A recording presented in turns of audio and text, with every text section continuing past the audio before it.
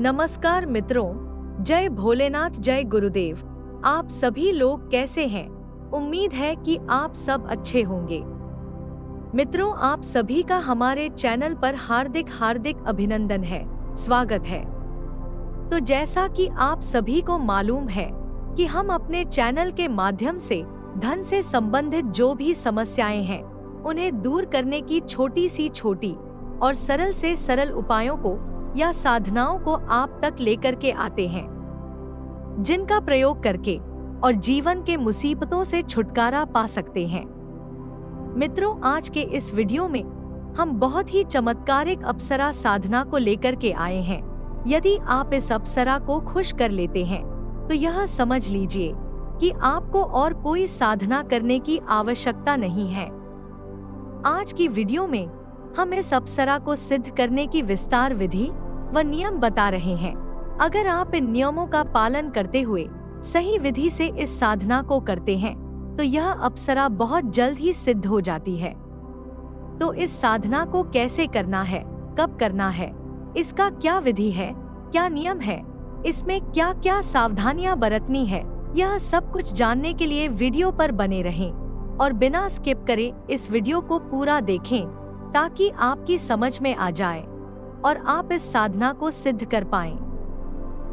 तो वीडियो में आगे बढ़ने से पहले आप सभी मित्रों से एक छोटी सी रिक्वेस्ट है कि यदि आप हमारे चैनल पर नए हैं, पहली बार आए हैं, तो हमारे चैनल को सब्सक्राइब कर लें और बेल आइकन को दबा दें ताकि इस प्रकार के जो सरल से सरल साधनाओं को या उपायों को आप तक पहुंचाते हैं, इनका नोटिफिकेशन आप तक पहुंच सके, इसकी जानकारी आपको मिल सके।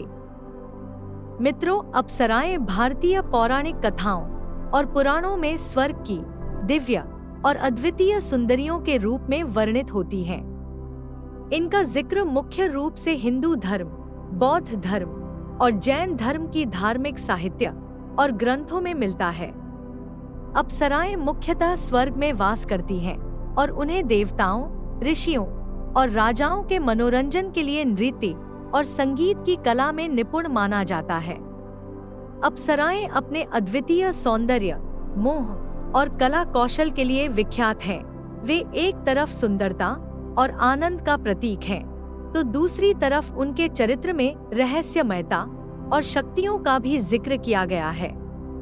अप्सराओं की उत्पत्ति का जिक्र वेदों और पुराणों में विभिन्न कथाओं में मिलता है। इनमें से कुछ कथाओं के अनुसार अप्सराएं समुद्र मंथन के समय उत्पन्न हुई थीं, जब देवताओं और असुरों ने अमृत प्राप्त करने के लिए समुद्र का मंथन किए थे। इन अप्सराओं को स्वर्ग के देवताओं के साथ रहने और उनके आनंद का साधन बनने के लिए बनाया गया था। अप्सराओं का स्वरूप को बहुत ही सुंदर, आकर्षक और मनमोहक रूप में वर्णित किया गया है। उनके अंग प्रत्यंग की सुंदरता की तुलना कभी कभी प्रकृति की सर्वश्रेष्ठ चीजों से की जाती है। उनके बाल लंबे, घने और काले होते हैं और उनकी आंखें बड़ी और कजरारी होती हैं। वे प्रायः अद्वितीय वस्त्र और आभूषण धारण करती हैं, जो उनके सौंदर्य को और भी बढ़ा देते हैं। अप्सराओं की मुख्य भूमिका स्वर्ग में देवताओं का मनोरंजन करना था। वे अपने अद्वितीय नृत्य और संगीत के माध्यम से देवताओं को आनंदित करती थी। साथ ही उन्हें कभी कभी पृथ्वी पर भी विभिन्न कार्यों के लिए भेजा जाता था, जैसे कि तपस्वी ऋषियों की तपस्या भंग करना, जिससे वे अपने मार्ग से विचलित हो जाएं।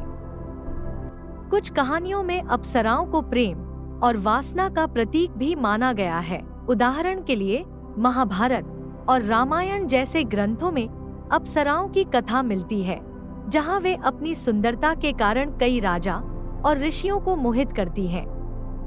मित्रों, अप्सराएं कई प्रकार की होती हैं, जैसे उर्वशी अप्सरा। उर्वशी सबसे प्रसिद्ध अप्सरा मानी जाती है। उसकी कथा महाभारत और अन्य पुराणों में प्रमुख रूप से वर्णित है। यह इतनी सुंदर है कि उसे देखकर राजाओं और ऋषि मुनियों का मन भी विचलित हो जाता था। एक अप्सरा है मेनका। मित्रों, मेनका का नाम भी प्रमुख अप्सराओं में लिया जाता है। यह अपनी अद्वितीय सुंदरता और मोह कला के लिए जानी जाती है। मेनका अप्सरा ने ही गुरु विश्वामित्र की तपस्या भंग की थी। फिर है रंभा अप्सरा। रंभा भी एक प्रमुख अप्सरा है, जिसे सुंदरता, नृत्य और संगीत की कला में अत्यंत निपुण माना जाता है। इसकी कथा भी विभिन्न पुराणों में मिलती है।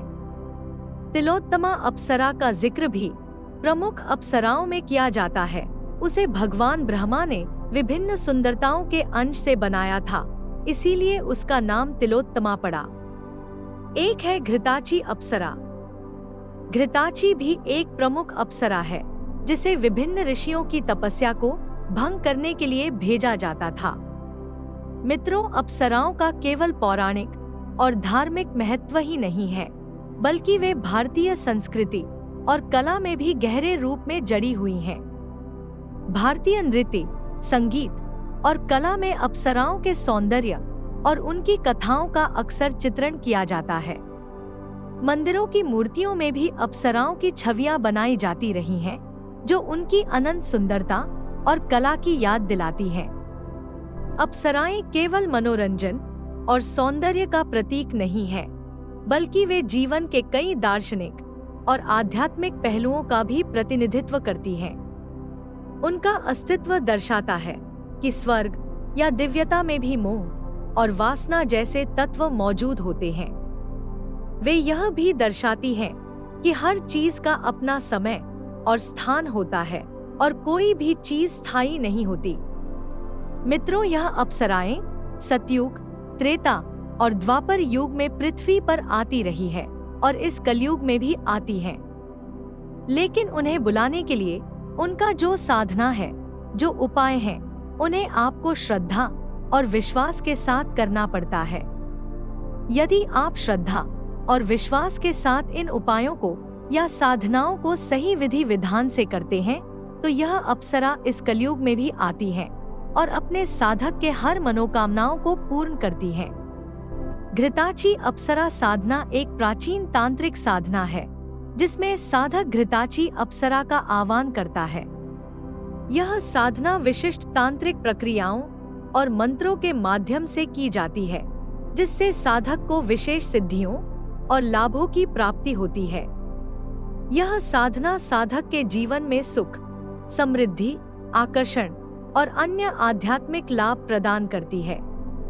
घृताची अप्सरा साधना से साधक को बहुत सारे लाभ होते हैं। यह साधना साधक को आत्मिक उन्नति, आंतरिक शांति और उच्चतर चेतना की प्राप्ति में सहायक होती है। घृताची अप्सरा की साधना से साधक में आकर्षण, सुंदरता और करिश्माई व्यक्तित्व का विकास होता है और इस साधना से साधक को आर्थिक समृद्धि, धन और भौतिक सुखों की प्राप्ति होती है। यह साधना साधक को शारीरिक और मानसिक रोगों से मुक्ति दिलाने में भी सहायक होती है। घृताची अप्सरा साधना से साधक की सभी मनोकामनाएं पूरी होती हैं, चाहे वे व्यक्तिगत हों या पारिवारिक। तो मित्रों, इस साधना को करने के लिए जो विधि है, जो नियम है, उनका पालन करना आवश्यक होता है। इसे ध्यान से सुन लें और समझ लें, उसके बाद ही इस साधना को करें।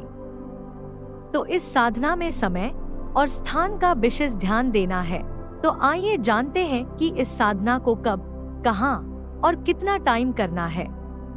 मित्रों, घृताची अप्सरा साधना को पूर्णिमा की रात में करना सबसे अधिक फलदायी होता है। इसके अलावा किसी शुक्रवार की रात को भी यह साधना कर सकते हैं। इस साधना के लिए एकांत और पवित्र स्थान का चयन करें। साधना स्थल पर शुद्धता और पवित्रता का विशेष ध्यान रखें। साधना में बैठते समय आपको को पूर्व दिशा की ओर मुख करके बैठना है। इस साधना में आवश्यक सामग्री जो लगना है वह जान लीजिए। तो आपको शुद्ध घी, गुलाब की माला, एक श्वेत वस्त्र, चंदन की लकड़ी या अगरबत्ती, दीपक और तेल, अप्सरा यंत्र या अप्सरा की छाया चित्र, पीला वस्त्र और केसरिया वस्त्र। इन सभी सामग्रियों को इकट्ठा करने के बाद सबसे पहले आपको स्नान करके शुद्ध हो जाना है और श्वेत वस्त्र धारण करके और साधना स्थल पर बैठना है। बैठ करके दीपक जलाएं और अगरबत्ती का धुआं चारों ओर फैला दें या इत्र का छिड़काव कर दें। इससे वातावरण शुद्ध और पवित्र होता है। फिर अपने सामने में घृत से भरा एक पात्र रखें और अप्सरा यंत्र को स्थापित करें। अगर यंत्र नहीं है तो आप इस अप्सरा की छाया चित्र को ही स्थापित कर सकते हैं। स्थापित करने के बाद उनकी विशेष पूजा करें। यंत्र या छाया चित्र पर घृत अर्पण करें और गुलाब के फूल चढ़ाएं। इतना करने के बाद ध्यान मुद्रा में बैठ जाएं और घृताची अप्सरा के सौंदर्य और दिव्यता का ध्यान करें। ध्यान करते समय घृताची अप्सरा की कल्पना करें कि वे आपके सामने प्रकट हो रही हैं और आपको आशीर्वाद दे रही हैं। पूजा करते हुए उनसे यह प्रार्थना करना है कि हे देवी, मैं आपका यह जो साधना करने जा रहा हूँ, मेरा यह साधना सफल हो, मुझे कामयाबी हासिल हो। इसके बाद अपने घर के सभी देवी देवताओं को ध्यान लगाएं, अपने माता पिता को ध्यान लगाएं और अपने गुरु से आज्ञा लेकर के स्थान के सभी देवी देवताओं को प्रणाम करके और इस साधना को करना है। मंत्र जाप करते समय ध्यान रहे कि आपका मन पूरी तरह एकाग्र हो और किसी भी प्रकार की बाहरी बाधा न आने पाए। घृताची अप्सरा के मंत्रों का उच्चारण करना इस साधना का मुख्य अंग है। तो इस साधना को सिद्ध करने के लिए जो हम मंत्र देने जा रहे हैं, इस मंत्र का आपको जाप करना है। इस मंत्र को पहले आपको याद करना होगा। याद करने के बाद ही इस साधना में बैठें। तो मंत्र इस प्रकार है: ओम ह्रीं श्रीं घृताची अप्सराय नमः। इस मंत्र का जाप गुलाब की माला से करें और 108 बार जाप करना है। मंत्र जाप के पश्चात घृत का अभिषेक अपने शरीर पर करें। यह अभिषेक आपके शरीर को पवित्र और ऊर्जावान बनाता है। जब आपका मंत्र जाप पूरा हो जाए तो आपको घृत को प्रसाद रूप में ग्रहण करना है। मित्रों, इस साधना को आपको रात्रि 11 बजे के बाद आरंभ करना है और इसे 21 दिन तक लगातार करना है। घृताची अप्सरा साधना के दौरान आपको कुछ सावधानियां भी बरतनी है, जैसे आपको शारीरिक और मानसिक शुद्धता का विशेष ध्यान रखना है। साधना के समय अपवित्रता, क्रोध और लोभ से दूर रहना है। मित्रों, इस साधना को नियमित रूप से बिना किसी विघ्न बाधा के 21 दिनों तक आपको को करना है। और जहां पर इस साधना को आप करते हैं, वहां का वातावरण पूरी तरह से शांत और पवित्र होना चाहिए, ताकि किसी भी प्रकार का शोरगुल या अन्य बाधाएं साधना को प्रभावित ना कर सकें। इन सभी बातों को ध्यान में रखते हुए और इस साधना को करने से पहले अपने गुरु या तांत्रिक से उचित मार्गदर्शन प्राप्त कर लें। उसके बाद ही इस साधना को करें। या अपने सुरक्षा के लिए कोई सुरक्षा कवच धारण अवश्य कर लें, क्योंकि बिना मार्गदर्शन के साधना करना हानिकारक भी हो सकता है। मित्रों, इस साधना के फलस्वरूप साधक को जीवन में कई प्रकार की सिद्धियां प्राप्त होती है। साधक में दिव्य गुणों का विकास होता है, उसकी मनोकामनाएं पूर्ण होती है और वह सभी प्रकार के सांसारिक सुखों का अनुभव करता है। इसके अतिरिक्त साधक का आकर्षण, वाक्तित्व और जीवन में शांति भी बढ़ती है। मित्रों, साधना पूर्ण होने के बाद साधक को अपने जीवन में पवित्रता और सदाचार का पालन करना चाहिए। किसी भी प्रकार के गलत कार्यों से बचना चाहिए और साधना से प्राप्त सिद्धियों का दुरुपयोग नहीं करना चाहिए। साधना के फलस्वरूप प्राप्त शक्तियों का उपयोग सदैव दूसरों की भलाई और सेवा में करना चाहिए। तो मित्रों, आशा है कि इस साधना के बारे में आप सब कुछ समझ गए होंगे।